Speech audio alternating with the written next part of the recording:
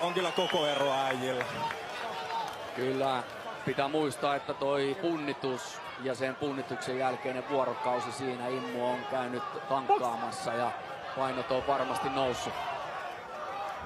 Ja tästä lähtee homma liikkeelle. Stakala liittyy alta pois, Immo lyö vasemman suoran.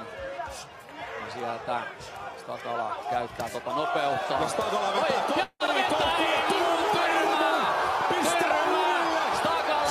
tyrmää totaalisesti Immun. Tässä käy se hurja tilanne, mitä eikä kukaan odottanut.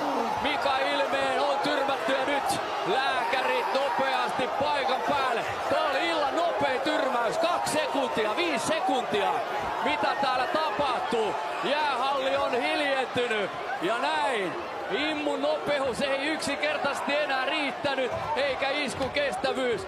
Ja tässä hyvä osoitus siitä, että Stakala alkoi takoa koukkui oikealta ja vasemmalta ja ne alkoi kolisee ja sitten osui yksi täydellinen leukaa ja Immu putos kanveesiin. Joo, ja toivotaan nyt, että Immulle ei käynyt mitään, vaan toipuu sieltä, saa aplodit. Ja tossa Makvan Amirkaanikin kävi sanomassa, että tulee Kurdistanin matka Immulle. Kohta nähdään varmaan hidastuksena, mitä tossa kävi. Mutta niin vaan, vanha mestari on lyöty, räjähtävän nopea.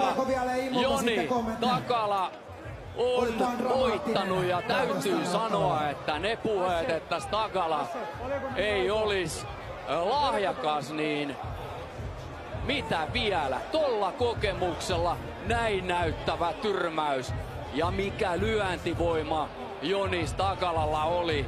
Hän on kyllä yllättänyt monet ja Stakalakin siellä herrasmiehenä tietysti menee katsomaan. Tämä ei ole koskaan ottelijallekaan myöskään kivaa, että tulee kaveri lyötyä untemaille. Vaikka suuta soitettu, niin en usko, että Stakala nyt kyllä mitenkään niinku juhlii.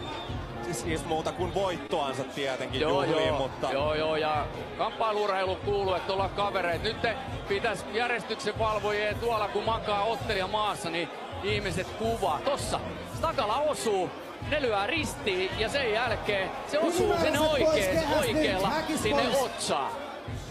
Ja nyt vielä uudestaan siitä hidastuksena. Kato nyt, tässä tulee se ristilyöntitilanne. No Immu lataa kaikki ja Stakala osuu. Sen jälkeen Immu on ihan sekaisin, seisoo pystyssä. Stakala pääsee viimeistelemään. Todella kovat armolaukaukset ja Immu on taju pois kanveesilla.